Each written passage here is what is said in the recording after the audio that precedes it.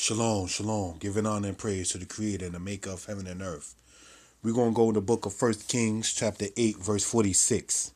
It says, If they sin against thee, for there is no man that sinneth not, and thou be angry with them, and deliver them to the enemy, so that they carry them away captive unto the land of the enemy, far off or near.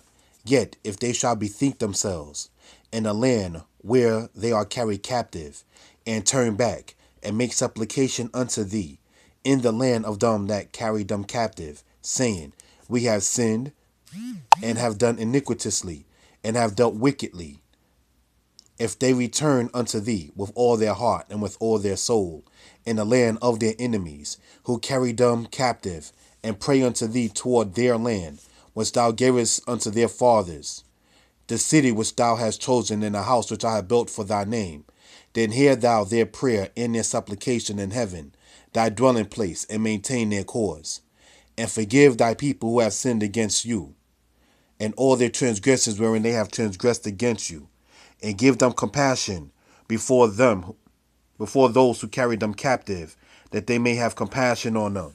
For they are thy people and thine inheritance, which thou broughtest forth out of Egypt, from the midst of the furnace of iron, that thine eyes may be open unto the supplication of thy servant, and to the supplication of your people Israel, to hearken unto them whensoever they cry unto thee.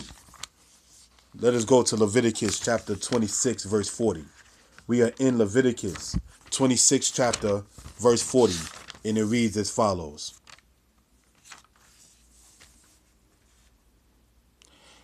And they shall confess their iniquity and iniquity of their fathers, and their treachery which they have committed against me, and also that they have walked contrary unto me. I will also walk contrary unto them, and bring them into the land of their enemies. If then perchance they uncircumcised heart be humbled, and they then be paid the punishment of their iniquity, then I will remember my covenant with Jacob, and my covenant with Isaac, and with my covenant with Abraham will I remember, and I will remember the land.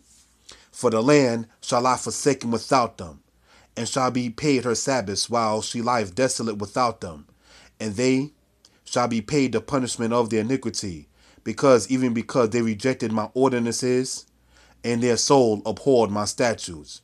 And yet for all that, when they are in the land of their enemies, I will not reject them, neither will I abhor them, to destroy them utterly, and to break my covenant with them, for I am Yah their God. Let us go to the book of Deuteronomy, chapter 30, verse 1. We are in Deuteronomy, chapter 30, verse 1.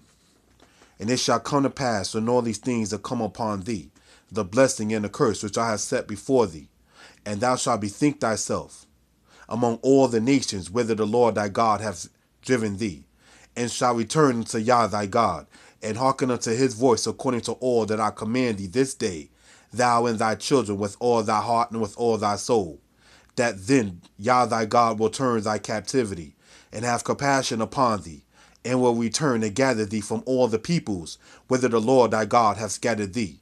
If any of thine that are dispersed be in the uttermost parts of heaven, from thence will Yah thy God gather thee, and from thence will he fetch thee.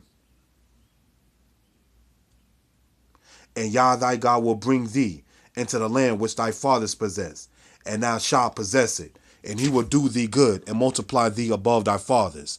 And Yah thy God will circumcise thy heart and the heart of thy seed, to love Yah thy God with all thy heart and with all thy soul, that thou mayest live.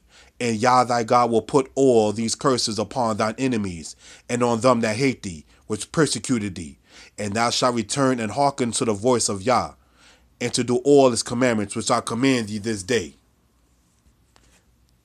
And Yah thy God will make thee overabundant in all the work of thy hand, in the fruit of thy body, and in the fruit of thy cattle, and in the fruit of thy land for good.